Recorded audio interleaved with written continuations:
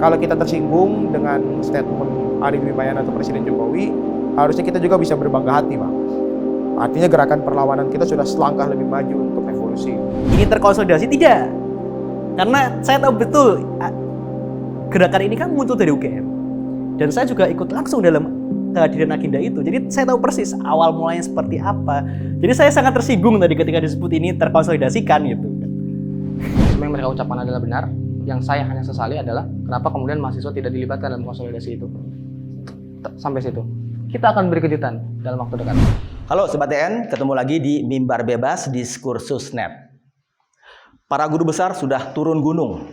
Ya memang, di satu pekan terakhir, media massa mainstream kita diriuhkan dengan pemberitaan bahwa para sivitas akademika dari berbagai kampus di sekujur negeri melantangkan petisi, seruan atau semacam itu tentang keprihatinan. Keprihatinan atas kondisi sosial politik kita, atas perilaku etik para elit, dan juga atas demokrasi yang wajahnya kian memburuk, untuk tidak bilang rusak. Nah, bagaimana para mahasiswa membaca fenomena itu? Apakah dibaca sebagai adanya restu dari para dosen dan guru besar untuk kemudian mahasiswa kembali berada di depan untuk mengambil inisiasi gerakan selanjutnya? Atau bagaimana? Nah, kita akan coba memetakan gerakan mahasiswa dengan ngobrol-ngobrol dengan para tokoh mahasiswa. Tapi sebelum itu, Sobat TN silakan untuk subscribe dan nyalakan lonceng notifikasinya lebih dulu.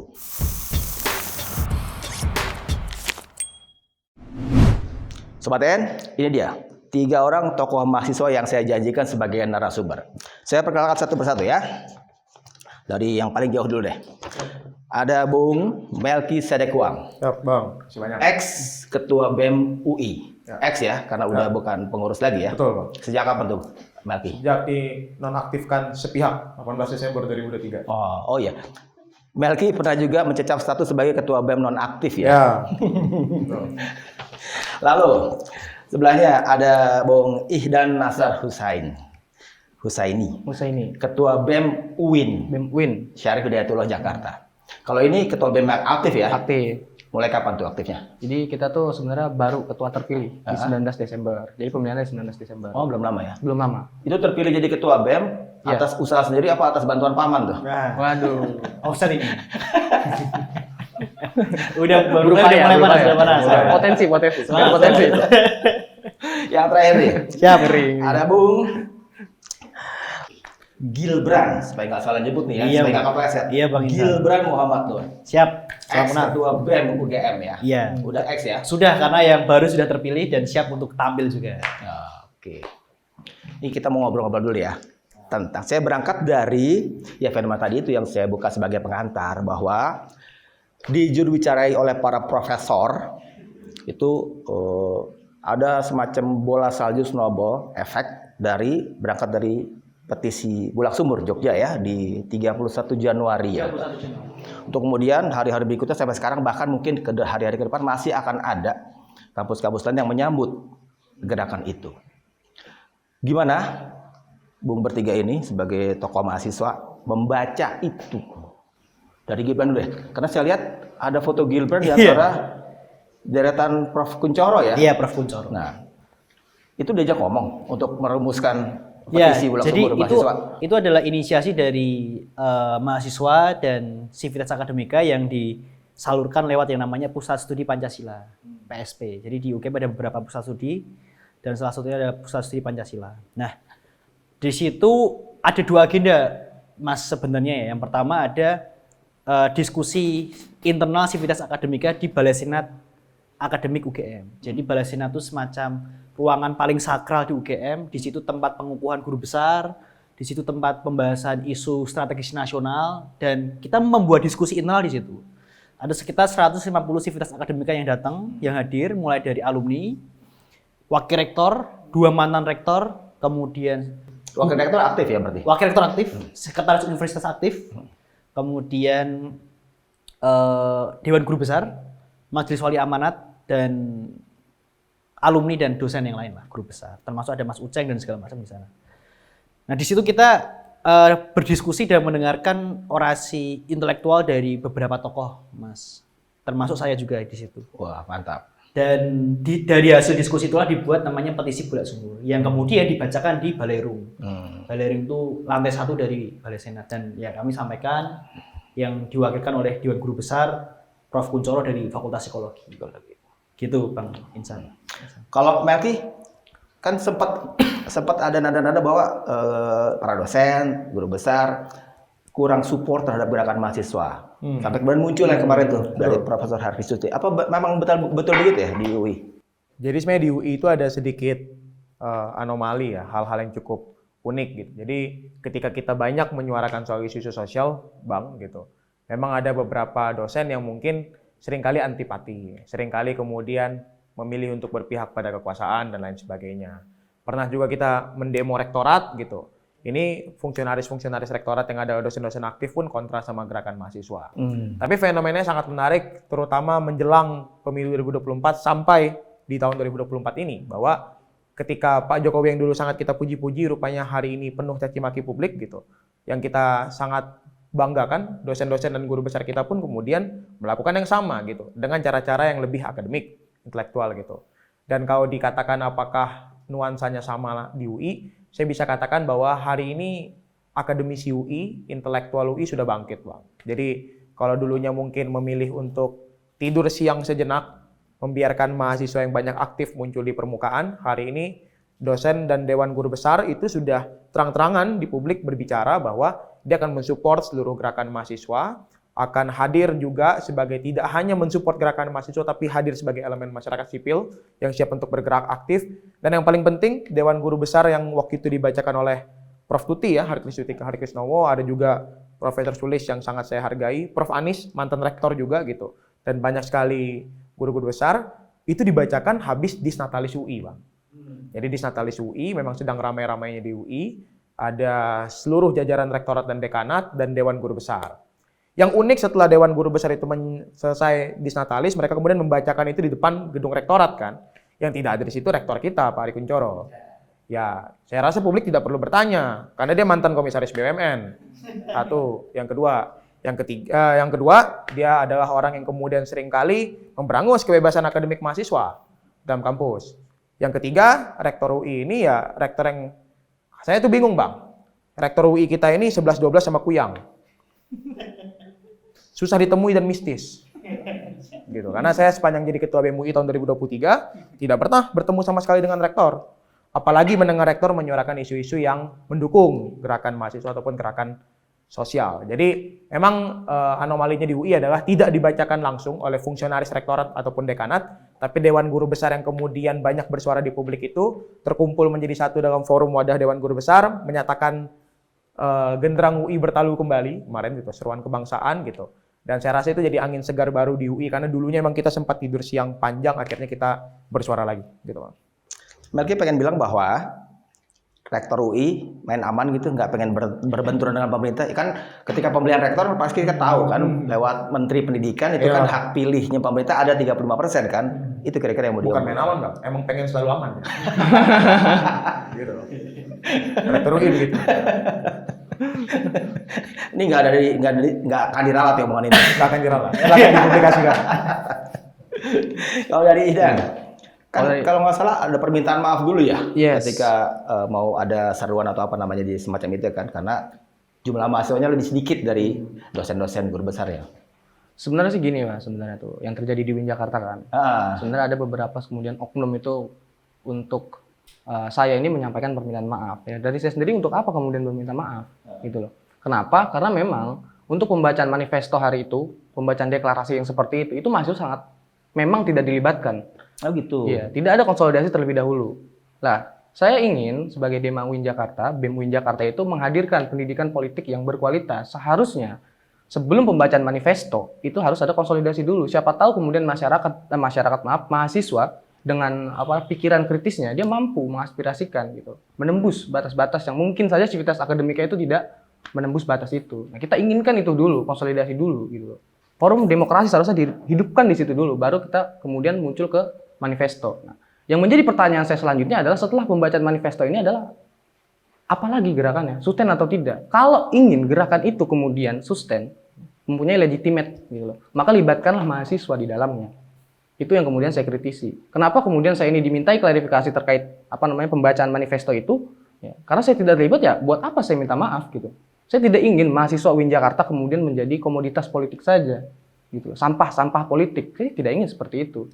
Seharusnya dibicarakan terlebih dahulu, baru pembacaan manifesto, baru kita rancang kembali gerakan apa yang kemudian kita akan lakukan. Bukan begitu sebenarnya, Pres Melki. Sepakat tuh. Harusnya dikonsolidasikan terlebih dahulu untuk kemudian melaju ke manifesto. Itu yang terjadi di UIN hari ini. Tapi pada akhirnya sepakat dengan manifesto itu ya? Kalau dibilang sepakat sih ya, dia kan ujungnya itu sebenarnya demokrasi kan. Ya. Darurat demokrasi kenegaraan segala macam. Sepakat aja gitu loh. Karena memang ya kita bisa lihat kondisi situasi politik hari ini gitu loh.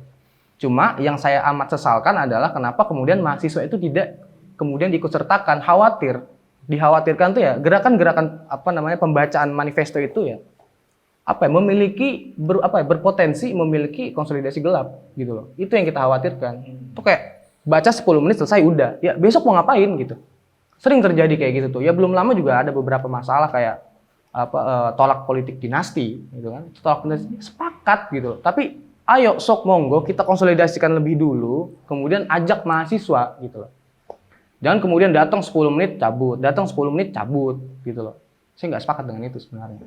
Tapi setelah manifesto itu dibacakan, ada katakanlah semacam pemahaman posisi masing-masing yang kemudian ada konvergensinya di antara mahasiswa dengan dosen-dosen? Sebenarnya kalau saya pahami ya dari situasi pembacaan kemarin tuh ya, ada beberapa konflik kepentingan sih sebenarnya. Karena memang pembacaan manifesto itu sebelumnya rektor itu sudah mengeluarkan sebelumnya. Jadi kayak ada dua dan saya sebagai BEM UIN itu yang mencoba untuk tetap netral dan menjaga mahasiswa. Karena memang mahasiswa tidak dilibatkan dalam pembacaan manifesto itu. Jadi seolah-olah ya yang ini dukung yang sebelah sini, yang ini yang dukung sebelah sini. Seolah-olah seperti itu yang saya lihat. Seperti itu. Agak rumit juga ya ternyata di internalnya UIN kali ini. Saya baru tahu nih. Mungkin Melki sama Gilbran juga baru tahu kali ini. Baru tahu, Pak. Baru tahu nih. Dan Melki beruntung ya, tidak separah itu atau gimana? Beruntung karena komunikasi kita dengan Dewan Guru Besar yang kemarin menyampaikan itu sangat baik. Pada intinya kita sepakat, Bang. Dinasti dan juga hal-hal kelam di masa lalu itu nggak boleh ditindaklanjuti kan. Makanya kemarin pembahasannya tidak begitu lama, ada ide, ditulis bersama, yaudah langsung. Gitu. Apakah kemudian itu ini Mas, sorry mau nanya ya, itu melibatkan mahasiswa untuk konsolidasi? Enggak sih, enggak melibatkan mahasiswa, tapi mahasiswa diajak, mahasiswa diberikan draft, dan ketika kita kemudian sepakat, oke, kita jalan bersama. Oh gitu. Jadi hasilnya memang sudah dipikirkan terlebih dahulu oleh Civitas Akademika seperti ya, itu? semuanya. Berserta alumni Kodi UI. Draft dia bentuknya? Oh iya, lebih juga ya. Nah sekarang ketika seperti efek bola salju itu udah puluhan kan kampus-kampus yang menyuarakan keprihatinan itu dengan ya ada yang petisi, seruan segala macam namanya, tapi intinya adalah itu keprihatinan. Ketika kita coba melihat reaksi dari istana, ya ketika Presiden Jokowi ya seperti basa-basi, ya itu kan hak demokrasi harus dihargai. Terus ada yang lebih tajam sedikit dari koordinator staf khususnya Ari Dwi Payana yang bilang ya wajar-wajar aja adanya pertarungan opini menjelang kontestasi pemilu gitu kan. Apalagi kalau dikaitkan dengan strategi politik partisan. Nah itu yang kemudian bikin meradang para guru besar yang sudah menyuarakan petisi atau seruan itu gitu. Kalau Anda bertiga ngeliatnya gimana tuh? Reaksi istana yang kayaknya santai-santai aja tuh. Yang pertama saya melihat istana memang rezim yang bebal. Dan ya benar memang beliau adalah alumnus UK yang paling memalukan. Itu yang kedua. Yang ketiga adalah saya merasa sakit hati kalau dianggap partisan. Saya tahu sendiri, saya juga termasuk bagian dari yang membuat petisi itu. Dan saya tahu betul bahwa orang-orang yang hadir dalam pembuatan petisi itu adalah orang-orang yang murni, resah. Jadi saya merasa sangat sakit hati dan kecewa dengan Pak Ari Dwi Payana yang juga adalah alumni UGM juga. Merasa Anda tidak menghargai kerja-kerja dari para guru besar. Ini guru besar yang ngomong, bukan seorang Gilbran, bukan. Tapi ini adalah guru besar. Dua mantan rektor hadir juga di acara itu, dan saya rasa itu wujud pengkerdilan intelektual yang nyata dan vulgar, gitu Bang. Seperti Ari Dwi Payana tidak mau percaya bahwa ini gerakan moral bukan gerakan politik praktis gitu ya. Sebenarnya siapa yang partisan sekarang? Istana atau kita kaum intelektual gitu? Justru ya tolonglah pakai cermin tuh yang besar kan lihat. Siapa yang partisan sebenarnya? Berarti Prof. Harkris itu kan juga meradang dengan Ya. tudingan partisan itu. Anda melihatnya gimana tuh suara istana itu? Jadi isi kepala seorang pemimpin negara, isi kepala Presiden Jokowi yang kemudian diejawantahkan lewat para stafsus-stafsusnya, termasuk Pak Ari Dwi Payana, itu adalah cara kita memandang isi kepala dan gagasan berjalannya Republik hari ini, Bang. Gitu. Itu cara paling simpel kita menggambarkan bagaimana Republik ini akan berjalan ke depan gitu. Karena Republik yang baik itu dibangun dengan gagasan-gagasan. Biasanya tempat paling banyak tumbuhnya gagasan itu kalau nggak di perpustakaan ya di dalam lembaga akademik, di kampus. Makanya bagi saya ketika para guru-guru besar yang setiap harinya mengabdikan diri mereka untuk ilmu pengetahuan dan mengabdikan dirinya sebagai insan akademik itu turun gunung untuk kemudian berbicara banyak hal-hal yang mungkin pernah mereka bicarakan di kelas atau mereka alami setiap harinya pada publik agar publik teredukasi, agar pemerintah tertegur. Itu artinya sedang ada upaya yang besar untuk mengembalikan Republik ini kepada gagasan-gagasan yang baik gitu. Jadi kalau kemudian istana melalui Ari Dwi Payana hari ini kemudian mengatakan bahwa ini gerakan politik partisan, mengatakan bahwa ini ada gerakan orang-orang yang berkepentingan, apalagi ada golongan aparatur negara, pejabat-pejabat publik yang mengatakan bahwa ini gelombang masyarakat yang tidak suka saja dengan Presiden Jokowi dan bahkan ada yang mengatakan bahwa ini gerakan untuk kontra Prabowo dan lain sebagainya. Saya tersinggung, Bang. Karena guru-guru besar yang kemarin mendeklarasikan seruan kebangsaan di UI itu, saya kenal orang-orangnya gitu. Ada Prof. Harkris Tuti, Prof. Sulis, Prof. Anis, mantan rektor UI dan lain sebagainya. Mereka-mereka itu adalah orang yang setiap harinya memutuskan untuk mendiamkan, mensenyapkan diri mereka dari berbagai tawaran posisi yang ditawarkan oleh negara gitu, Bang. Gitu. Mereka memilih untuk tidak berpolitik praktis, mereka memilih untuk kemudian mengabdikan dirinya untuk ilmu pengetahuan, yang bahkan dipakai ilmu pengetahuan itu oleh Pak Jokowi dan Ari Dwi Payana untuk menjalankan Republik. Jadi bagi saya ada upaya untuk kemudian mengingkari semangat ilmu pengetahuan. Itu satu. Dengan mengkerdilkan orang-orang yang setiap harinya mengabdikan dirinya pada ilmu pengetahuan. Itu pertama. Yang kedua, negara ini gemeter, Bang. Gemeter ini negara. Jadi dia tidak menyangka bahwa gelombang penolakan itu akan sampai kepada orang-orang yang selama ini tidak menyampaikan penolakan. Kita ini kan sudah 10 tahun, Bang, dimainkan, dininabobokan dengan pujian-pujian terhadap Presiden Jokowi. Ketika dia menang tahun 2014, bahkan Tempo ya, menuliskan dia sebagai a new hope, harapan baru. Bagi kita dia adalah harapan tumbuhnya demokrasi. Saya pas First Voters pun memilih Pak Jokowi tahun 2019 gitu.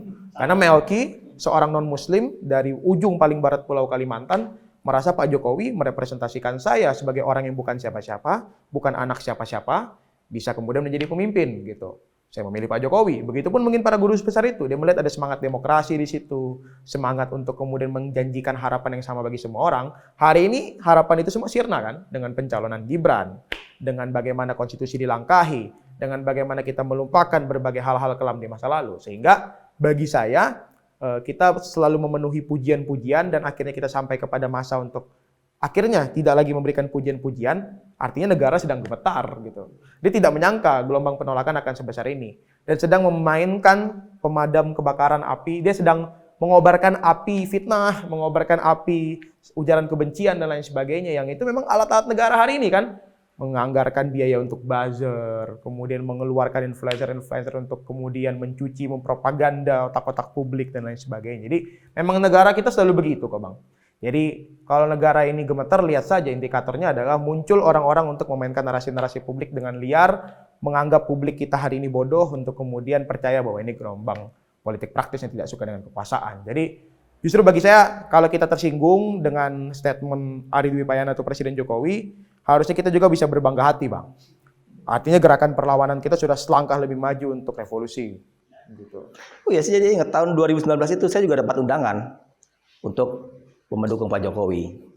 Kan gerakan alumni mahasiswa UI ya, gerakan alumni UI yang waktu itu yang tahun 2019 di Senayan yang mengobarkan itu kan didahului sih sama dari UGM kan. Di UGM tuh di Juli 2018-nya kalau nggak salah, terus kemudian disusul sama dari Andalas gitu kan. Tapi itu 2019 dan sekarang berbalik itu semua gitu kan. Ketika melihat praktek kekuasaan yang semakin jauh dari koridor demokrasi gitu. Kalau Bung Idan gimana membaca reaksi istana? Kalau dari saya pribadi sih sebenarnya tuh melihat reaksi kemudian istana kemudian mendiamkan ya, dia seolah-olah menikmati aja gitu. Civitas Akademika itu kemudian terpancing dengan salah satu statement Presiden Jokowi. Ya memang di kalau kita melihat situasi kondisi politik hari ini itu ya memang tidak sehat gitu ya. Dengan keputusan tadi benar kata yang dibilang sama Bung Melki itu. Cuma memang yang saya amat sesalkan itu tadi juga sempat dikonfirmasi sama Bung Melki itu bahwa mahasiswa dikasih draft. Bukan seperti itu untuk melakukan pendidikan politik yang berkualitas. Seharusnya Mas Melki ini kan lahir dari Kastrat kan, kajian aksi strategi. Seharusnya mahasiswa itu diundang untuk kemudian diadakan konsolidasi dulu. Dibicarakan terlebih dahulu, bukan kemudian disusupi. Ya memang yang membacakan manifesto itu adalah seorang profesor, seorang guru besar dan segala macam gitu kan. Cuma lagi-lagi ada apa gitu di balik gerakan yang itu. Saya pun sepakat sebenarnya ada pembunuhan demokrasi. Kalau menurut saya pribadi, seharusnya demokrasikanlah dulu di kampus, kemudian baru tampar ke atas. Seperti itu, tampar kekuasaan. Harusnya seperti itu dulu. Kalau misalnya kemudian kasih draft aja, suara mahasiswa itu diabaikan. Kalau menurut saya seperti itu. Kenapa kemudian terjadi kohesi sosial di sini kemudian dinikmati sama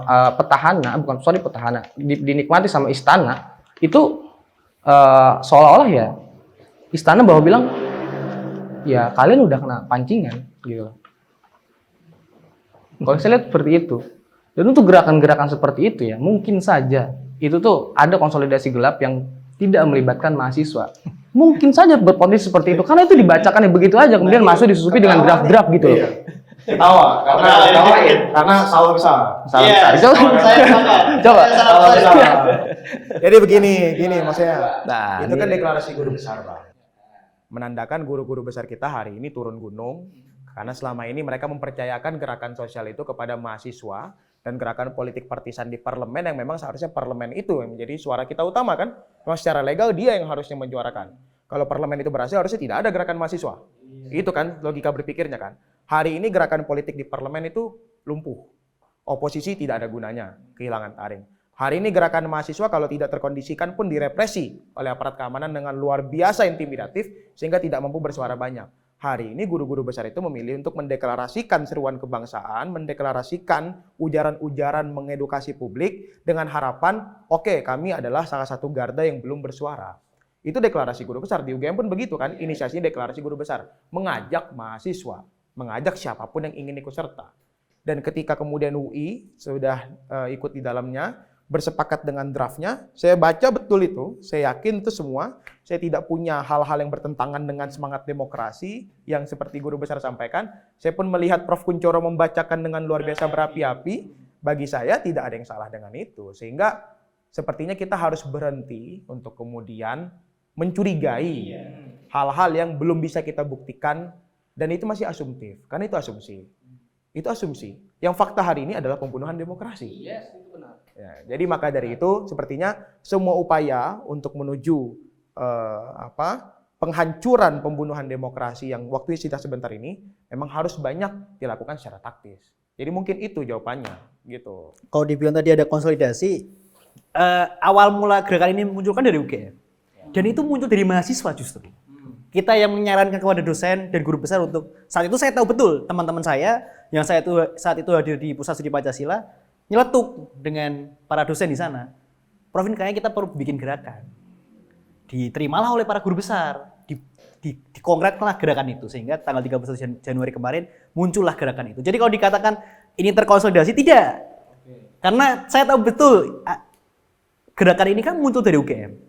Dan saya juga ikut langsung dalam kehadiran agenda itu. Jadi saya tahu persis awal mulanya seperti apa.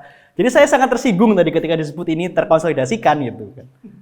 Berpotensi sebenarnya. Karena kalau di UIN kejadiannya itu tidak melibatkan mahasiswa untuk melakukan konsolidasi. Ya mungkin saya bisa bertanya kepada Mas Gibran itu ya. Apakah untuk konsolidasi itu kan dilibatkan atau tidak kemudian pembacaan manifesto. Setelah pembacaan manifesto itu apa kemudian selanjutnya gitu loh. Gerakan ini. Ya kan itu kan lebih bagus sebenarnya. Kalau kemudian mahasiswa itu diajak konsolidasi, kemudian diajakkan gerakan pembacaan manifesto gitu. Itu kan artinya gerakan itu tuh terlegitimate, kuat dia. Gitu. Tapi intinya hari ini ada kritik untuk dosen-dosen UIN, Bang. Itu intinya. Kritik bagi dosen-dosen UIN yang selama ini tidak pernah banyak berkomunikasi dengan Mas ini dan Dema UIN mungkin. Gitu. Dan itu mungkin tidak terjadi di UGM dan UI. Iya. Mungkin tidak terjadi ya. Iya, memang tidak terjadi. Iya. Kalau di kampus-kampus lain kan Gilbran dan Melki kan kesana kemari nih berkonsolidasi. Yang jelas infonya UI, gimana? UI itu memang sangat Langsung melawan tuh aktif, kan. iya. Jadi setelah UGM langsung UI keesokan rektornya harian langsung ya. Yang saya tahu betul STF Driyakara Nah, itu menarik. itu beneran adalah sekolah tinggi filsafat yang bahkan dari 2023 sebelum pencalonan Gibran itu sudah banyak menyuarakan soal demokrasi kan. Kita bisa lihat Romo Magnis gitu. Siapa yang bisa meragukan pemikiran Romo Magnis soal kita menjaga demokrasi dan lain sebagainya gitu kan.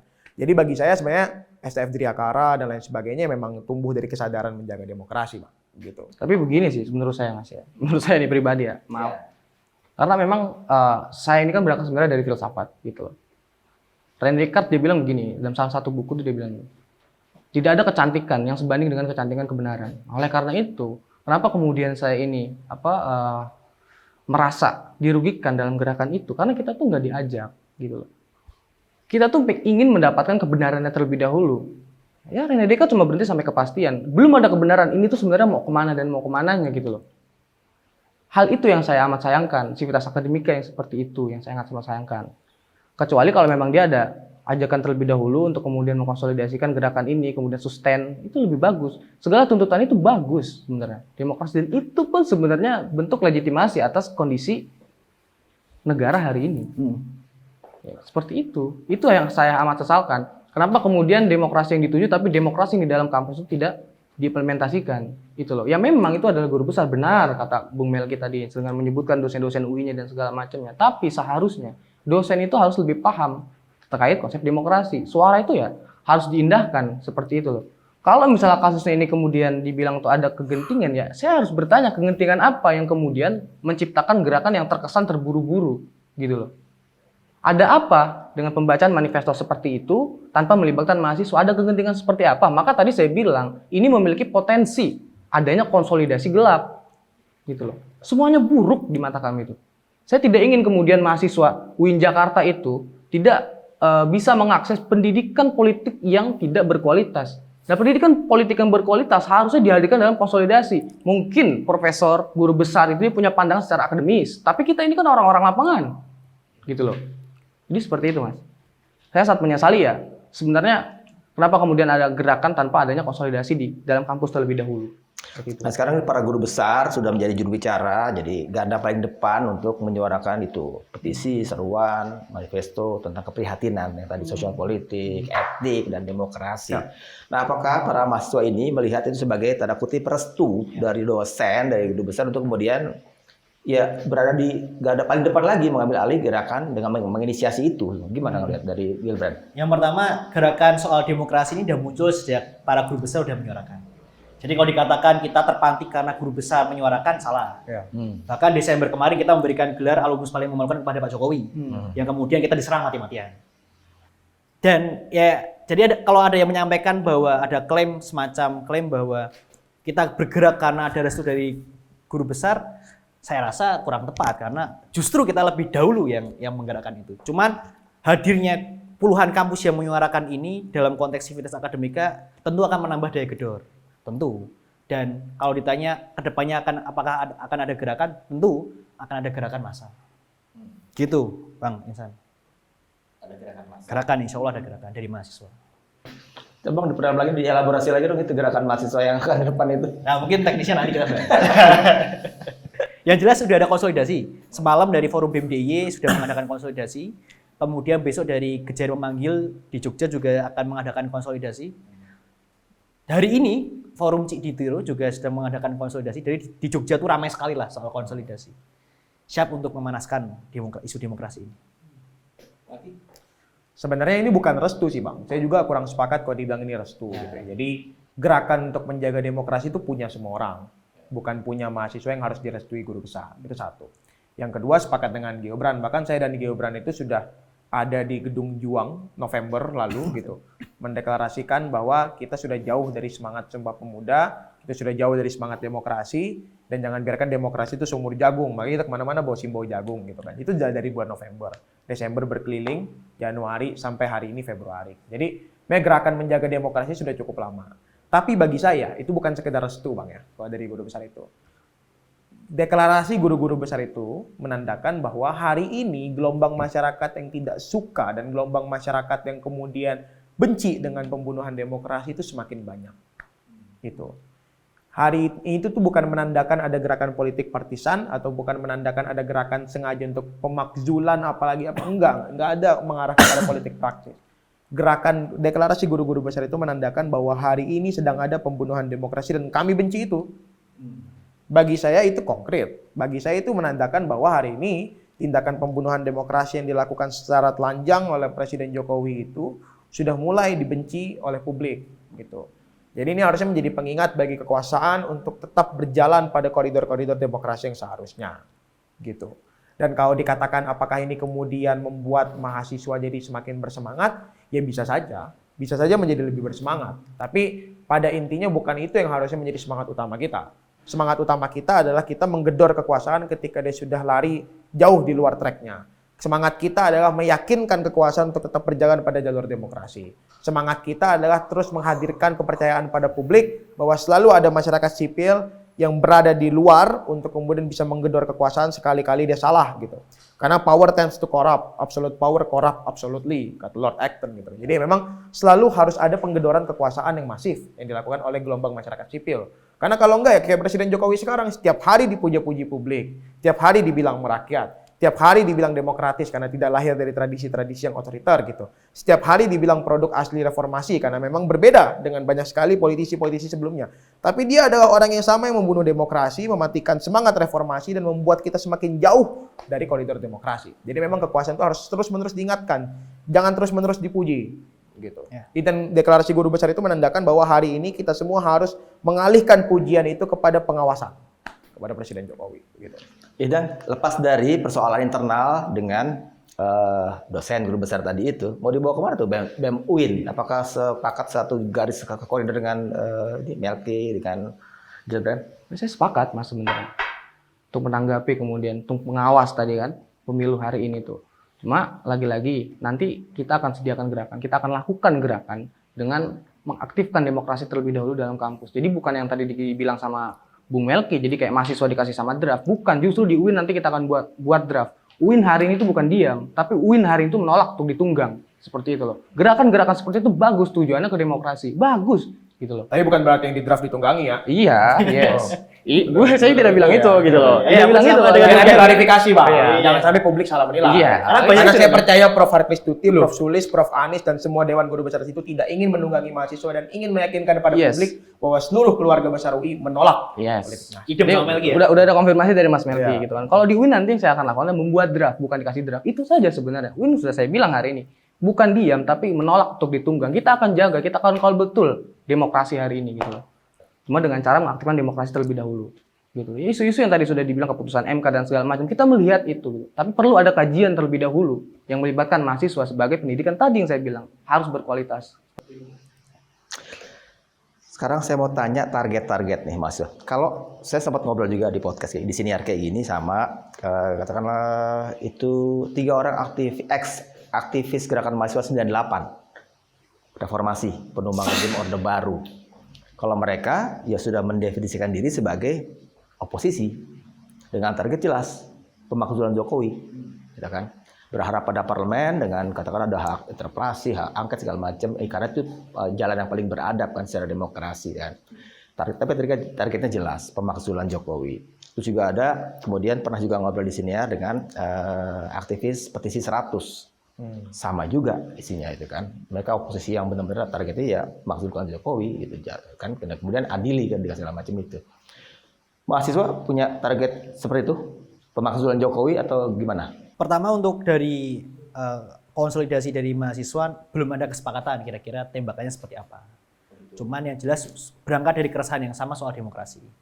Karena kalau kita, bahkan isu soal pemakzulan itu sempat dibahas juga di petisi Bulak Sumur. Cuman menimbang kurang visible karena waktunya cukup mepet. Tinggal beberapa bulan lagi, kemudian prosesnya juga panjang dari tim pembuat petisi menarik ulang tuntutan itu.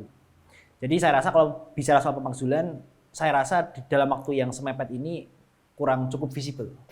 Jadi kalau dikatakan tembakan utama dari mahasiswa seperti apa, ya jelas kalau dari Jogja belum ada pembahasan tuntutan secara konkret karena baru akan dikonsolkan esok hari. Tapi yang jelas berangkat dari keresahan yang sama. Tapi mungkin secara umum motif yang coba kita dorong adalah ya seperti yang tertera dalam petisi Bulak Sumur, memastikan bahwa pemilu kemudian sendi-sendi demokrasi yang sekarang muncul itu kembali direjuvinasi lah. Menegakkan demokrasi tanpa Iya. mengabaikan etik ya. Ya jelas etik. Kemarin terbukti KPU melanggar etik, kemudian MK juga melanggar etik. Jadi saya rasa demokrasi di Indonesia cukup krisis etika gitu kan. Apalagi kemarin dapat kabar juga dari beberapa media bahwa di beberapa kampus itu dihubungi oleh oknum lembaga negara untuk dimintai video agar memuji Jokowi dan segala macam. Jadi kan saya rasa bukannya diingatkan semakin membaik, ini semakin bandel gitu kan. Di Muhammadiyah Purwokerto sama Purwokerto Sugiya dan Pranata Sugiya Pranata. di Semarang ya. Jadi targetnya bukan memakzulkan Jokowi nih mahasiswa. Mahasiswa yang jelas masih belum punya target yang sama, Bang. Karena konsolidasi besar mahasiswa belum terjadi, satu. Yang kedua, tapi saya yakinkan itu akan terjadi. Karena memang sampai hari ini konsolidasi gerakan mahasiswa itu sudah digarap-garap terus, sudah dikomunikasikan terus, sudah direncanakan terus. Bahkan beberapa forum tadi sudah konsolidasi di Jogja. Bahkan BEM seluruh Indonesia juga punya konsolidasi dan siap untuk turun ke jalan beberapa hari ke depan gitu. Jadi sebenarnya sudah banyak gerakan BMC itu udah jelas akan turun. BMC akan turun, sudah jelas. BEM seluruh Indonesia akan turun ke jalan, itu sudah jelas gitu. Bahkan teman-teman Gejayan memanggil sudah siap membersamai dan lain sebagainya. Besok lusa saya dan Gibran akan ke Surabaya untuk mimbar bebas gitu. Kita tidak tahu akan menjadi sebesar apa di sana gitu. Jadi pada intinya hari ini gerakan-gerakan massa, gerakan-gerakan turun langsung itu sudah masif, Bang. Dan punya goals yang sama, meyakinkan Presiden Jokowi kalau lu sekali-kali kemudian jauh berada di luar garis konstitusi dan juga demokrasi, ada gerakan ini yang senantiasa siap untuk menjewer kekuasaan. Itu tujuan utamanya. Tapi tujuan untuk pemakzulan memang belum terbincangkan. Tapi saya ingin sampaikan bahwa tidak ada yang salah dengan narasi pemakzulan. Sah. Karena itu ada narasi yang legal.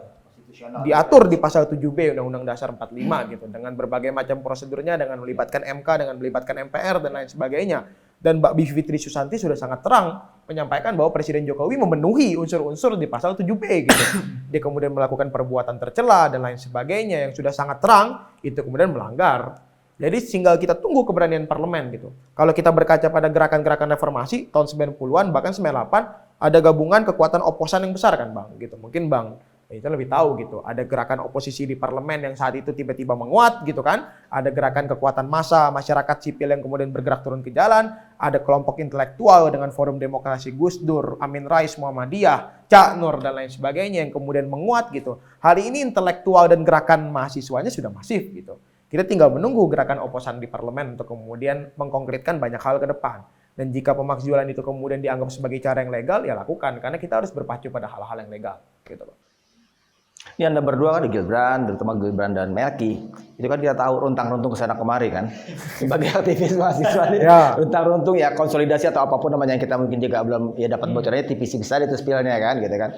Ini pertanyaan kritiknya jelas nih. Ini Bu Hirin siapa nih? Ini pertanyaan semua orang. Iya, kalau semua orang kita temui kayak gitu jawab pertanyaannya. Jawabannya jujur nggak ke semua orang? Jujur. Yang jelas, kita tidak akan mengandalkan bohir-bohir yang kemudian mendanai kegiatan-kegiatan politik. Satu, jadi jelas ini jauh pendanaan kita dari jalur-jalur politik praktis. Itu yang pertama. Yang kedua, hari ini kita sedang mengakses. Kalau kemarin sih enak Bang ya, masih ketua BEM. Jadi masih banyak bisa di cover kampus, masih bisa di cover organisasi, masih bisa ini itu dan lain sebagainya. Bahkan kita kalau ke Surabaya, ke Solo, ke Semarang apa nginapnya di rumah teman-teman juga. Jadi enak kan sebagai ketua BEM gitu Bang. Nah, kalau sekarang agak lebih rumit dan kita sedang mengakses banyak sekali bantuan-bantuan gitu. Dan yang jelas kita akan menolak sih berbagai pendanaan-pendanaan yang sangat praktis politis. Karena membuat kita tumpul Bang. Seperti itu. Gitu. Idan percaya nggak? Catanya kayak Idan sekarang nih, percaya nggak tuh? Menuju dipercaya mungkin ya. Tapi kalau buat di UIN tuh Mas, ya saya juga sempat berpikiran bahwa mahasiswa harus turun ke jalan. Menurut saya gerakan yang kemudian dilakukan sama Civitas Akademika itu sebagai apa ya kode gitu. Dan apapun yang kemarin tuh dibacakan itu mesti kita elaborasi dan diskusikan kembali gitu loh. Narasi pemakzulan, benar kata Bung Melki. Itu mungkin saja mungkin akan dilakukan ya. Emang tadi udah benar itu udah dilegitimasi. Cuma untuk narasi yang kemarin di Civitas Akademika karena sayangnya dia tidak mengajak mahasiswa dalam hal ini konsolidasi, maka nanti itu akan dijadikan bahan. Apa yang kemudian disampaikan sama Civitas Akademika kita akan uji kembali, kita tambahi, kita simulasi gitu loh. Jadi data-datanya dari situ dulu baru isunya pemakzulan seperti itu. Kalau menurut Anda mungkinkah terjadi pemakzulan lewat jalur konstitusional di parlemen? Karena Ini kan tahapan pemilu udah jalan nih. Udah sepekan dari saat siniar ini dibesut, diproduksi, itu akan hari coblosan, gitu kan? Apa enggak memang ini dibuat pancingan agar itu terjadi, kemudian atas nama state of emergency, kan?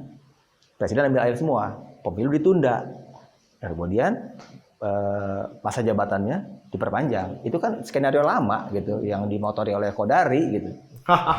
Nggak gitu ya?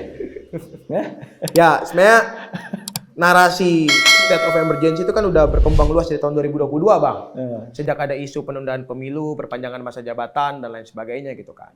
Dan yang jelas saya yakin sikap mahasiswa dari tahun 2022 itu sampai sekarang real sama gitu. Bahwa kita menolak berbagai upaya-upaya di luar konstitusi, kita menolak upaya-upaya yang kemudian melanggar koridor-koridor demokrasi. Ya, kalau dibilang state of emergency, apa state of emergency-nya gitu kan, satu. Yang kedua, bahkan semua hal sekarang bisa diakomodir sebagai state of emergency bagi pemerintah. Yang jelas itu salah gitu. Seperti penerbitan Perpu Cipta Kerja di awal tahun 2023 yang menyatakan bahwa Perpu Cipta Kerja harus diterbitkan karena ada keadaan darurat mendesak. Yang bahkan sampai sekarang saya nggak tahu tuh, saya berdebat dengan Valdo Maldini, saya tidak tahu tuh mendesaknya di mana gitu. Hal ihwal kegentingan yang memaksa Hal itu ihwal ya. kegentingan memaksa itu diatur Perpu itu ya. undang-undang gitu loh. Itu diatur undang-undang dan itu sampai hari ini masih belum punya penjelasan yang maksimal gitu. Jadi ketika mau dikatakan state of emergency, jelas itu suatu hal yang irasional ya, karena sampai hari ini pemerintah bahkan tidak cukup berhasil meyakinkan kita apa itu state of emergency dan bagaimana implementasinya. Itu yang pertama. Yang kedua, isu pemakzulan itu, Bang, menurut saya hanya bisa konkret terjadi kalau oposan yang di dalam parlemen itu berani bersuara. Kemarin baru satu kan, Bang Masinton Pasaribu yang tidak disambut oleh banyak anggota yang lain gitu bersuara. Ya, kalau kita lihat parlemen kita seperti itu, ya betul kata Gus Dur, ini taman kanak-kanak yang setiap harinya menunggu instruksi gitu kan. Ya kita harus punya parlemen yang penuh keberanian baru bisa mewujudkan itu. Jadi masyarakat sipil yang punya ide pemakzulan silahkan menekan terus anggota parlemennya di Senayan gitu. Karena cuma itu yang bisa mengkonkretkan keadaan itu. Gitu. Ada pragmatisme parpol dan kondisi zona nyaman elit yang susah untuk kita ganggu gitu. Jadi barusan saya dan Gibran berkomunikasi, diskusi dengan beberapa pengamat politik gitu. Masyarakat di bawah itu sangat keras menyuarakan misalnya perubahan Pak Anies Baswedan ataupun Ganjar Pranowo yang hari ini menyuarakan perbaikan dan lain sebagainya yang dianggap kontra dengan rezim hari ini yang mungkin disupport oleh Prabowo Subianto gitu. Jadi masyarakat itu mungkin kuat untuk bertarung bertahun-tahun. Kita bisa lihat pengalaman polarisasi kita sejak tahun 2014, 2017, dan 2019 gitu kan. Tapi elit itu adalah orang yang gampang berkompromi. Elit itu orang yang gampang kemudian untuk masuk dan keluar kekuasaan. Tergantung sentimen ketum parpol gitu kan.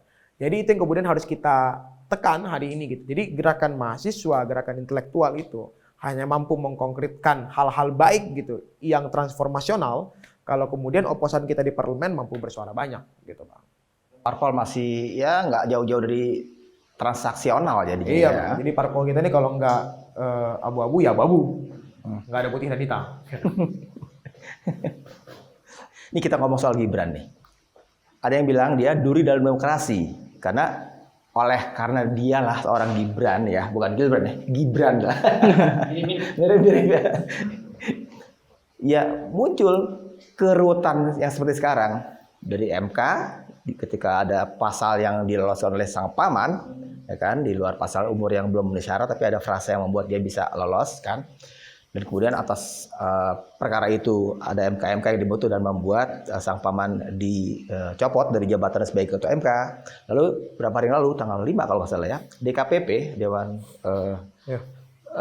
Kehormatan Penyelenggara Pemilu kan juga menjatuhkan sanksi peringatan keras terakhir kepada Ketua KPU kan Hasyim Asy'ari kan, karena menerima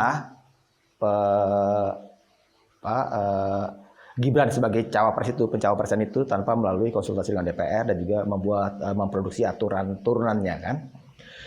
Setuju Anda kah dengan pernyataan itu bahwa Gibran ya duri dalam demokrasi, Gibran cara duri dalam demokrasi yang bikin ruwet di sekarang nih gini ya. Siapa? Idan. Sepakat. Bener itu. Cuma lagi-lagi tuh ya, kalau kita baca situasi kondisi hari ini tuh ya, kenapa kemudian keputusan MK itu diketok sama pamannya? Hal apa yang kemudian sampai bisa ada keputusan MK di sana untuk pengurangan umur? Jadi sebenarnya keputusan MK, kalau kita mencoba untuk berpikir menelisik kepentingan siapa awalnya gitu loh. MK ini kemudian diturunkan umurnya. Nah, saya melihat bahwa situasi kondisi hari ini antara istana dengan partai politik sebelumnya itu belum move on. Bukan belum move on ya, justru bercerai. Gitu. Dan saya kalau kita berpikir hari ini mengasumsikan bahwa gerakan-gerakan politik hari ini yang ada di kampus-kampus gitu loh, mungkin saja mengacu kepada hal itu. Kenapa? Karena keputusan MK ya, itu diusung sama ya kemungkinan dari salah satu partai politik di bawah sama dia gitu loh. Ada salah satu gocekan-gocekan manis, gocekan-gocekan manja, kemudian menyebabkan patra itu kemudian sakit hati. Barulah muncul. Kalau dibilang adalah duri dalam demokrasi, iya sepakat. Konstitusilah yang menjadi korbannya, masyarakatlah yang dirugikan, gitu loh. Seperti itu kan hasilnya. Cuma siapa yang diuntungkan? Ya memang Mas Gibran itu anak muda segala macam. Cuma permasalahannya, apakah keputusan MK ini kemudian dia bisa merepresentasikan, gitu loh, kalangan anak muda lainnya? Itu yang kita lihat. Kalau kemudian untuk menguntungkan salah satu orang saja, tidak kemudian menguntungkan pemuda-pemuda lainnya, ya buat apa? Saya juga tidak merasa diuntungkan. Kecuali kalau misalnya turun itu sampai 20 tahun, mungkin saya akan mencalonkan diri sebagai presiden kan gitu. Mungkin Mas Melki mau milih saya nggak? Saya milih Gibran. Oh gitu. Karena lebih bagus dari Gibran. Oh gitu. Seperti itu sih kalau kita mau ngajak berpikir kan. Ya gitu. Ya sepakat dibilang itu adalah duri dalam demokrasi. Kesepakatan itu pun akan menjadi bahan uji nantinya ketika saya mengajak teman-teman untuk konsolidasi seperti itu. Gibran kayak mau ngomong nih. Oh iya Bang, tadi kan boleh, sempat boleh. sering disinggung soal state of emergency kan. Ya. Kalau saya melihatnya ini adalah ethic of emergency. Negara ini sedang dirundung dengan krisis etik. Dan ini bukan perspektif saya pribadi secara subjektif. Ada buktinya gitu kan. DKPP menyatakan bahwa KPU dinyatakan melanggar etik. Kemudian MK juga memutuskan bahwa hakim MK melanggar etik juga. Dan sekarang kita melihat tingkah laku Pak Jokowi juga sangat tidak etik gitu. Mencela-mencela gitu dalam bahasa Jawa. Kemarin pertengahan tahun 2023 menyampaikan ASN harus netral, polisi harus netral. Sekarang dia berpihak. Kemudian juga kemarin banget polisi dan lembaga polisi ya menghubungi kampus-kampus untuk meminta mereka untuk membuat video soal statement positif soal Pak Jokowi. Nyanjung ya. Iya, menyanjung Pak Jokowi. Kemudian ini benar, saya merasa sedang berada di krisis etik gitu kan. Justru malah beliau sendiri yang mengatakan bahwa ketika kita menyampaikan kritik kepada beliau, beliau malah membawa-bawa etik itu sendiri. Sekarang siapa yang tidak punya etika? Kita mahasiswa atau Anda Pak Presiden? Gitu, Pak Insan. Melki. Nah, kalau pernyataan bahwa Gibran itu adalah duri dalam demokrasi, dia saya sangat sepakat, Bang. Tapi mungkin kita urai ya. Pertama, saya harus sampaikan kepada publik bahwa hari ini kita tidak membenci Gibran karena dia Gibran, bukan. Kita membenci Gibran karena dia adalah produk dari haramnya keputusan konstitusi itu dikeluarkan. Haramnya putusan konstitusi kemarin. Putusan nomor 90 di Mahkamah Konstitusi yang kemarin dikeluarkan itu, bagi saya tidak sama sekali menguntungkan generasi muda. Kalau ada politisi yang bilang, oh ini menguntungkan generasimu, ini kemudian akan menjamin setiap kalian punya hak dan lain sebagainya gitu. Kita bedah deh Bang. Gitu. Putusan nomor 90 di MK kemarin itu tidak mengubah, tidak mengurangi satupun usia. Dulunya 40 tahun, sekarang 40 tahun atau pernah menjadi kepala daerah. Kalau dia berpihak sama anak muda, kenapa nggak diturunin aja 18? Atau di 20? Gitu. Dia malah menambahkan frasa yang mempersulit anak muda untuk kemudian bisa mencalonkan diri. Pernah menjadi kepala daerah, 40 tahun atau pernah jadi kepala daerah. Bagi saya jadi kepala daerah itu kos politiknya besar. Tidak semua orang punya privilege seperti itu. Dan apalagi tidak semua orang adalah anak pejabat, anak bisnismen, anak politisi, anak pengusaha yang bisa kemudian menjamin dirinya mampu berkontestasi di pemilihan kepala daerah. Sehingga dari substansi putusan dan sadar dia sudah tidak menguntungkan anak-anak muda. Itu yang pertama. Yang kedua, anak muda itu soal keberpihakan. Anak muda itu adalah orang yang mampu bersuara banyak akan kepentingan anak-anak muda di masa mendatang. Yang paling pantas ngomong masa depan itu yang punya masa depan. Yang punya masa depan itu anak-anak muda. Bagaimana cara menjamin masa depan itu mampu bersikap baik terhadap kita semua yang ada pemilik masa depan? Adalah dengan menjamin jaminannya. Jaminan akan masa depan Indonesia yang baik itu cuma konstitusi, Bang. Hari ini pergolakan perang dunia dan lain sebagainya, krisis hubungan internasional, krisis ekonomi, krisis lingkungan hidup, semuanya bisa menghantui generasi kita 20, 30, 40 tahun lagi. Cuman konstitusi yang bisa jaminan semua orang punya kesetaraan, kebebasan, dan kesejahteraan yang sama kan. Jadi kalau ada orang yang mengaku ada representasi anak-anak muda, tapi kemudian hadir dalam sistem politik resmi dengan mengacak-acak konstitusi yang ada jaminan bagi anak-anak muda untuk mempertahankan hidupnya, dia tidak berpihak bagi generasi muda secara keseluruhan. Gitu. Sehingga bagi saya putusan MK nomor 90 itu tidak sama sekali memberikan keuntungan bagi generasi saya. Itu yang pertama. Yang kedua, demokrasi kita hari ini bukan demokrasi yang berjalan tergantung maunya penguasa dan demokrasi kekuasaan gitu. Demokrasi kita hari ini adalah demokrasi yang berlandaskan Undang-Undang Dasar 45. Kedaulatan ada di tangan rakyat dan dilaksanakan menurut Undang-Undang pasal 1 ayat 2 gitu. Dan pasal 1 ayat 3 bilang kita negara Indonesia adalah negara Indonesia yang berbasis pada hukum gitu. Jadi ketika kita kemudian sedang membicarakan demokrasi, ada hukum yang harus dijaga. Kita tidak mungkin mampu menjalankan kebebasan sipil kita yang ada hal-hal demokratis kalau kemudian tidak ada jaminannya dalam undang-undang. Orang yang sudah nabrak undang-undang, Bang, tidak mungkin dia bisa menjalankan demokrasi dengan baik dan tidak mungkin dia bisa memberikan jaminan akan keberpihakan terhadap anak-anak muda di masa mendatang. Jadi kalau ditanya kenapa anak muda hari ini kontra sama Gibran, bukan karena Gibran semata-mata anak Pak Jokowi, bukan. Tapi karena Gibran Raka Buming Raka itu tidak hadir di dalam proses-proses yang kemudian menjamin dia akan berpihak pada anak-anak muda 20, 30, 40 tahun lagi. Dan bagi saya orang-orang yang beringkar terhadap masa depan itu adalah orang-orang yang patut dimusuhi. Asik nih kayaknya nih.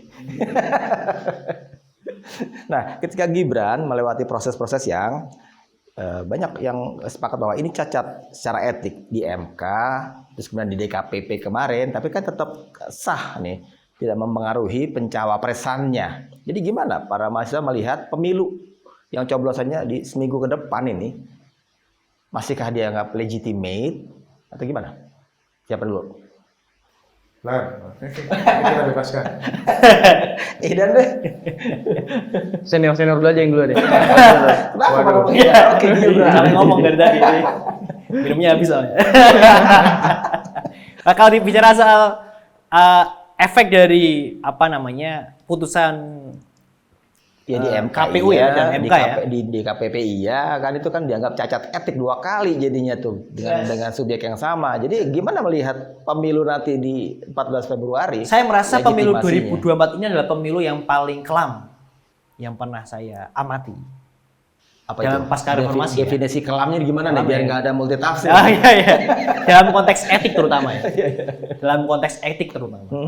Karena kalau ditanya apakah pemilu ini legitimasi atau punya legitimasi, melihat dari awal sudah punya agenda-agenda yang syarat akan kepentingan politik tertentu, ya saya bisa mengatakan pemilu 2024 tidaklah legitimate. Karena ya banyak sekali bukti-bukti yang terpampang nyata di lapangan. Kalau kita selesai bicara soal etik tadi kan, kita jelas clear bahwa 2024 ini krisis etika gitu kan. Kalau dibilang Pak Jokowi approval ratingnya tinggi, saya merasa moral ratingnya beliau sangat rendah gitu. Yang kedua, Tapi nggak ada ya survei tentang moral. iya, mungkin kita bisa mikir lah moral rating gitu kan. Karena kalau ada Pak Jokowi paling rendah. Iya, kalau ada paling rendah. Makanya sebelum ada dibikin Iya. isi atribusi tadi itu alumnus paling apa memalukan dulu ya. Jadi kalau ditanya apakah legitimasi, jelas tidak. Saya menyadur apa yang berikan gelar oleh Tempo ya, bahwa ada nih di pemilu 2024 ini adalah produk gagal reformasi dan anak haram konstitusi. Ini katanya Tempo ya, saya menyadur dari Tempo aja. Karena saya pernah ngomong kayak gini diserang. Jadi saya rasa jelas ini menjadi pemilu yang paling kelam dalam konteks etik. Dan akan menjadi presiden buruk bagi sejarah demokrasi Indonesia. Tapi tetap akan ikut dong di pemilu kan? Ya mungkin buat Bukan golput maksudnya. sekalian pulang ke Sragen lah. Sekalian liburan. Dan legitimatekah pemilu dengan cerita di balik itu tentang soal etik? Ya kalau misalnya kita lihat prosesnya kan, ya sudah jelas gitu, tidak legitimate. Cuma lagi-lagi ketika kita selalu menyuarakan itu ya, lagi-lagi masyarakat yang menjadi korbannya gitu. Saya tidak ingin kemudian muncul kohesi sosial gitu karena ada masalah tadi legitimate dan segala macamnya.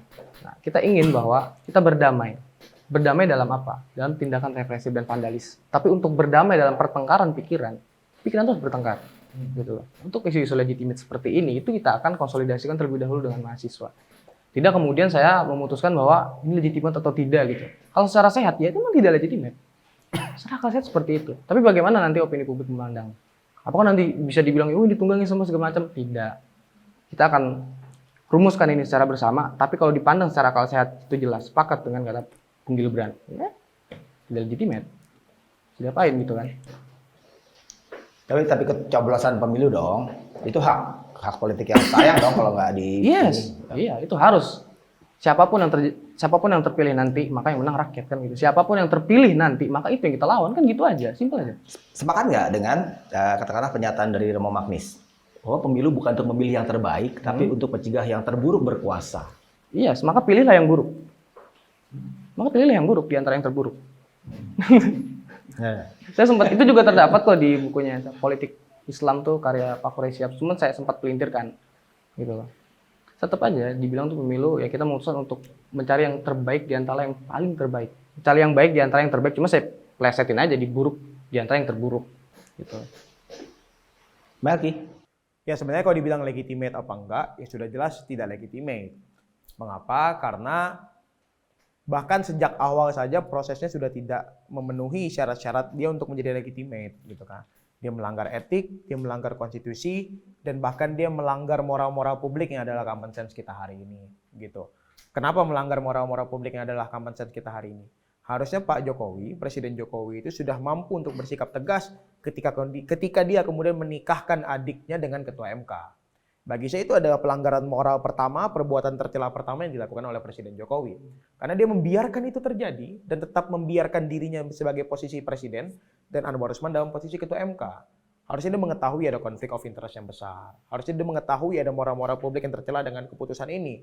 Publik kemudian memilih untuk diam sampai kemudian ada hal konkret perbuatannya. Yaitu kemudian putusan MK nomor 90 kemarin yang cacat etik dan putusan MK yang kemudian melanggar menabrak konstitusi. Bagi saya itu ada keputusan yang salah besar. Dan yang bilang cacat etik kan bukan Melki, Bang. Yang bilang cacat etik adalah keputusan Majelis Kehormatan MK yang dipimpin oleh Prof. Jimli dan sudah dikatakan sendiri oleh MK lewat putusan nomor 140. Putusan yang merevisi putusan nomor 90 karena Hakim MK menyadari ada pelanggaran etik yang mereka lakukan. Jadi yang ngomongin pelanggaran etik hari ini bukan Melki, bukan Gibran, bukan UIN Jakarta, Izan, bukan Abang. Yang ngomongin pelanggaran etik adalah MK dan juga MK itu sendiri. Jadi orang-orang yang kemudian sudah melangkahi etik, yang mana etik itu lebih tinggi derajatnya dibandingkan hukum jika kita pelajari gitu, ya sudah pasti dia tidak akan legitimate karena dia tidak legal gitu. Itu yang pertama. Tapi kemudian bagaimana cara kita memandang pemilu hari ini? Bagi saya, pilihlah orang-orang yang kemudian jauh dari kata musuh bersama. Gitu. Dan tetapkan siapa musuh bersamanya. Kalau bagi saya pribadi, musuh bersama anak-anak muda adalah orang-orang yang menabrak konstitusi. Kenapa? Karena konstitusi adalah jaminan anak-anak muda di masa mendatang untuk tetap bisa setara di dalam kesejahteraan dan kebebasannya. Karena konstitusi menjamin itu. Itu yang pertama. Yang kedua, anak-anak muda itu harus pro kepada orang-orang yang pro demokrasi. Karena hanya dengan sistem demokrasi lah semua orang punya tempat yang sama untuk berpartisipasi dalam politik dan pemerintahan. Nggak peduli dia anak petani, anak buruh, anak nelayan, anak tukang becak, anak pejabat, anak politisi, anak bisnismen, semuanya punya hak yang sama untuk berpartisipasi. Karena demokrasi. Jadi kalau sudah ada orang-orang yang kemudian di dalam upaya-upaya dia untuk mencalonkan diri saja sudah melanggar demokrasi dan tidak mempraktikkan demokrasi yang sehat, gitu. Bagi saya dia adalah musuh bersama, gitu. Dan ketika hari ini kita sudah melangkah menuju masa depan yang baik, saya rasa masa depan yang cerah tidak bisa kita lalui kalau kita masih punya masa depan yang kelam. Gitu. Orang-orang yang kemudian masih berkutat dengan berbagai dosa-dosa masa lalu yang tidak pernah diselesaikan secara legal, bagi saya orang-orang yang tidak pantas untuk kemudian bisa memimpin masa depan yang harusnya cerah. Karena dia masih punya noda-noda hitam yang bisa membuat masa depan cerah itu menjadi kelam. Gitu. Itu yang ketiga. Yang keempat, bagi saya hari ini orang-orang yang dengan berani melanggar etik dan mengatakan di depan umum endasmu etik adalah orang-orang yang sudah pasti tidak akan etis menjalankan kekuasaan jika dia terpilih. Dan kita tidak perlu lagi track record. Gitu. Karena sudah bisa dibuktikan dia tidak akan pernah menghargai etika. Dia tidak akan pernah menghargai etik. Dan jangan harap dia akan pernah menghargai demokrasi, konstitusi, apalagi hak asasi manusia. Kalau saya antara 14 Februari akan nyoblos, tapi nyoblos tiga-tiganya biar nggak disalahgunakan aja suaranya, Bang. Dijual beli suara gitu. Serius nih? Serius. Ini terpublish loh ini. Nggak apa-apa. Kan memilih hak, Bang. Bukan kewajiban kan? Memilih salah satu pun bukan kewajiban. Gitu. Tidak memilih adalah sebuah pilihan juga ya. Tidak memilih pun pilihan. Jadi memilih untuk tidak memilih juga boleh. Pilihan. Kalau mereka ini memilih semuanya. Memilih semuanya. Iya. Ini ngomong soal etik yang diterabas. Belakangan kan pasti seorang Presiden Jokowi yang disebut sebagai ya individu itu, ya yang menerabas itu, karena memang belakangan banyak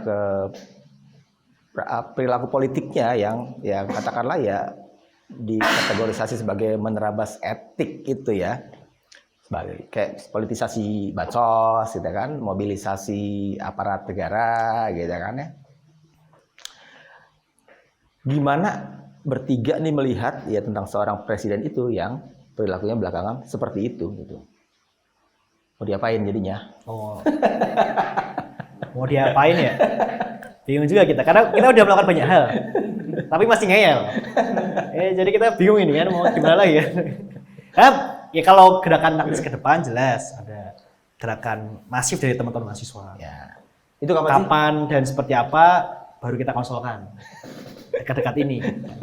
Tapi kalau ditanya mau seperti apa? Dekat-dekat ini tuh berarti setelah hari coblosan Sebelum. sebelum malah. Oh, jadi ditunggu tengah apanya sebelum.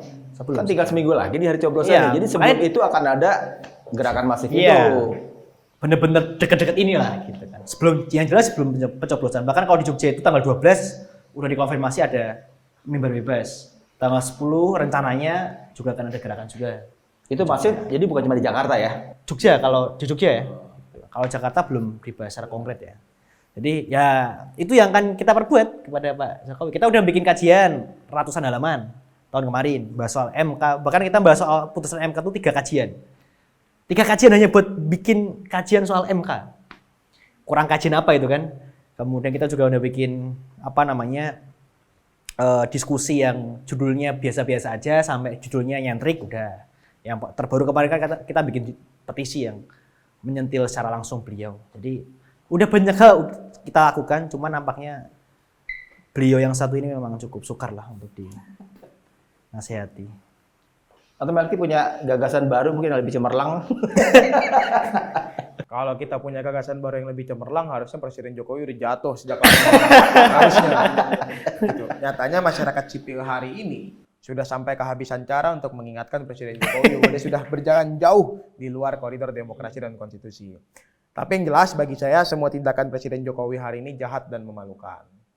Bagi saya tindakan-tindakannya sebelum proses kampanye yang kemudian memuluskan bagaimana anaknya bisa mencalonkan diri, melanggar etik, melanggar konstitusi, merusak demokrasi, membunuh kepercayaan publik akan pemerintah yang seharusnya bagaimana bersikap tindak dengan baik, itu saja sudah jahat, Bang. Apalagi dengan tindakan-tindakan beliau selama ini yang menjadi juru kampanye langsung Prabowo Gibran. Bagi saya Presiden Jokowi itu juru kampanye langsung Prabowo Gibran. Tapi tidak declare terang-terangan ya. Tapi nggak masuk di dalam tim TPN. Mungkin nggak ditulis Pak Nusron Wahid gitu. Mungkin nggak ditulis. Tapi intinya dia ada juru kampanye langsung Prabowo Gibran.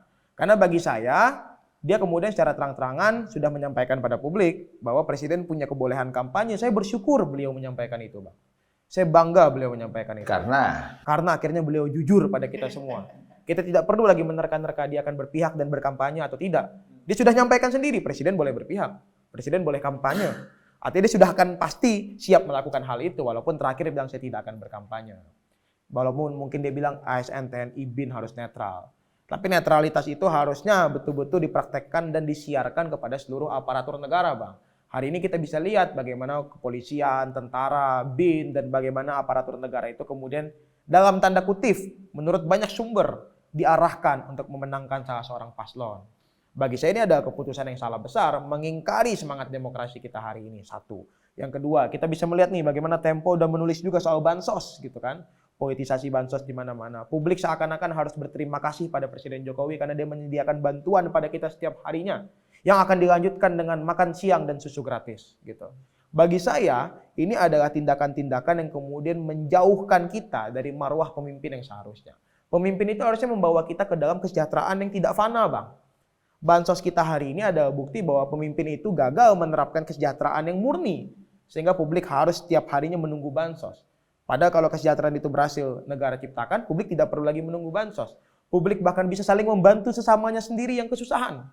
Itu seharusnya tindakan utama yang negara ini sediakan, tapi hari ini gagal.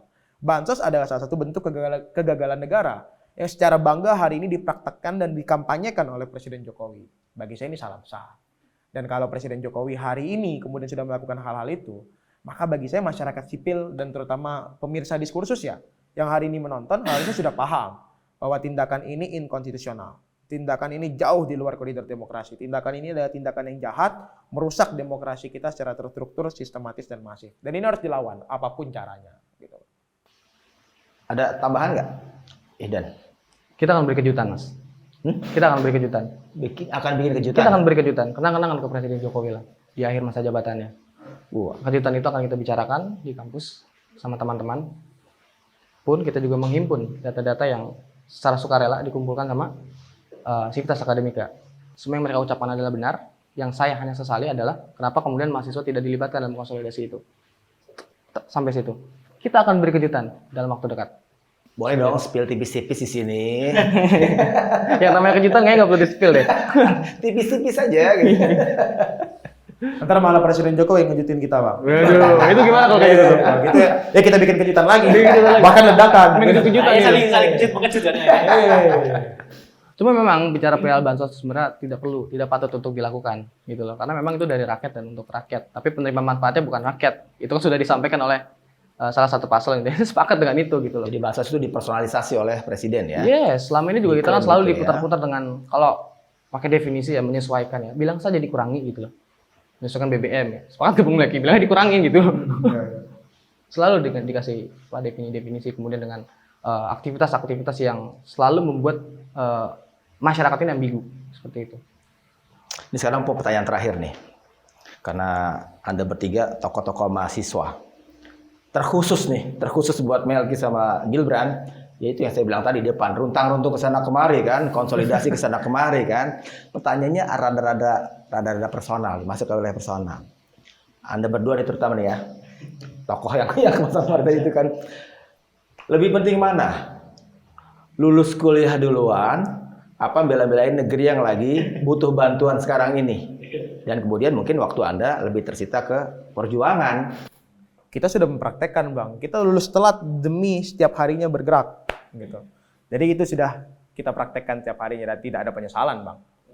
Karena bagi saya nggak ada penyesalan. Bagi saya, privilege yang hari ini saya miliki sebagai mahasiswa itu mungkin tidak akan saya dapatkan bertahun-tahun ke depan. Pertama. Yang kedua, privilege untuk menjadi orang yang hari ini melawan kekuasaan, melawan neo orde baru, melawan politik dinasti, melawan pelanggaran HAM masa lalu, melawan pelanggaran etik, melawan politisasi bansos adalah sebuah kesempatan dan privilege yang besar yang nggak mau saya tinggalkan.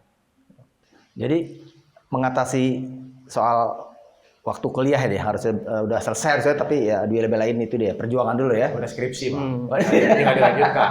Gitu. Harusnya kapan? Deadline untuk lulusnya deh, deadline-nya. Saya itu terpilih di semester 7, Bang. Artinya menjadi ketua BEM di semester 8 dan semester 9. Harusnya tahun lalu bulan September sudah bisa wisuda. Tapi harus memperpanjangkan masa jabatan dan sekarang sedang proses lagi. Gitu. Jadi di semester kapan nih lulusnya nih? Dengan Harusnya tahun ini. Karena memang tidak ada lagi mata kuliah yang diulang. Bahkan saya dan Gibran masih cum laude gitu ya. Jadi kalau buzzer bilang kita nih IPK-nya 2, maksudnya enggak. Kita masih cum laude, Bang. Kita tinggal lebih. Dan kita tinggal skripsi, tidak ada matkul yang kita ulang. Jadi jangan berkali-kali menyampaikan bahwa aktivis kampus yang setiap harinya demonstrasi itu IPK-nya rendah. Enggak lulus dulu. Sekarang berapa sekarang IPK? Saya IPK-nya 3,5. Wih. Dan tinggal skripsi, tidak ada matkul yang saya ulang. Gitu. Harus sampaikan itu pada publik gitu. Iya, karena emang kadang bikin kita merasa takut, teman-teman mahasiswa lain takut untuk beraktivis ya. Karena pada praktiknya akademik kita lancar-lancar aja. Melki udah berkali-kali menang lomba. IPK saya 3,68. Saya sempat exchange ke Jepang juga. Jadi kalau dikatakan aktivis itu tidak rajin dan pemalas, nampaknya itu salah besar melihat dua orang manusia ini. Jadi saya rasa bisa menjawab itu semua lah.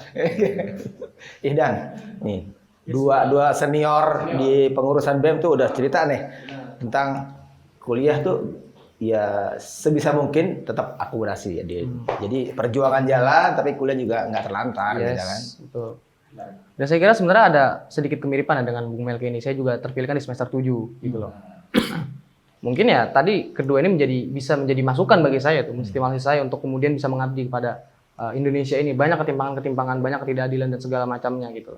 Jadi ya telat lulus sebagai itu konsekuensi yang baik gitu loh. Menarik Untuk nih, kemudian konsekuensi yang menyukai baik. konsekuensi yang baik, bukan konsekuensi yang buruk. Gitu, seperti itu. Jadi kira ya mengabdikan diri banyak cara. Saya juga tidak lupa kemudian saya ini sebagai mahasiswa, tapi saya juga tidak lupa sebagai saya adalah warga negara. Seperti itu. IPK berapa sekarang IPK? 3,5 ke atas lebih lah. Masih bisa kumlot kayak Bung Maya, bisa Bung Gildan gitu. Iya, berarti kan udah 3 dari 3 loh. 3 dari 3. Bahkan di kampus itu Bang, menjadi ketua BEM itu ada syarat IPK. Ada Betul. Dan syarat lulus SKS. Jadi Betul. pasti tidak mungkin lah matematika diulang. Lucu tapi emang pasir-pasir. Baiklah. Sebenarnya pasti pengen lebih lama lagi nih ngobrol-ngobrol nih, cuman udah kepanjangan juga sih ya. Udah juga banyak yang mungkin publik belum tahu, jadi tahu nih dari bertiga ada di sini, baca di sini kan. Tinggal kita nih, publik secara umum nih, menunggu-nunggu nih janji yang tadi tuh. Mau ada gerakan masif, mau ada kejutan, entah apa lagi kan. Di luar Pilpres yang semua orang juga akan mencermati itu. Jadi kita tunggu loh ya. Siap. Segala janji saya tagih janjinya nih. Siap. Kayak politis juga saya Udah tagih. kayak kampanye. Kampanye buat aksi ya. Kampanye kita kampanye buat aksi kan. Ya udah, saya closing dulu ya. Jangan direcokin. Siap. Sebenarnya menarik banget masukan-masukan, cerita-cerita di balik yang selama ini mungkin di media massa nggak ada, tapi oleh 3 tokoh mahasiswa ini dilempar ke sini, dibuka ke kita semua. Jadi kita tunggu gerakan mahasiswa selanjutnya setelah gelombang suara-suara keprihatinan dari berbagai kampus di sekujur negeri. Jangan lupa terus pantengin, tonton Diskursus Network. Bukan cuma program Mimbar Bebas, tapi juga Diskursus Network punya Open Minded, punya Bang Esnapi, dan juga punya Setirin Aja. Segitu dulu aja. Sabi.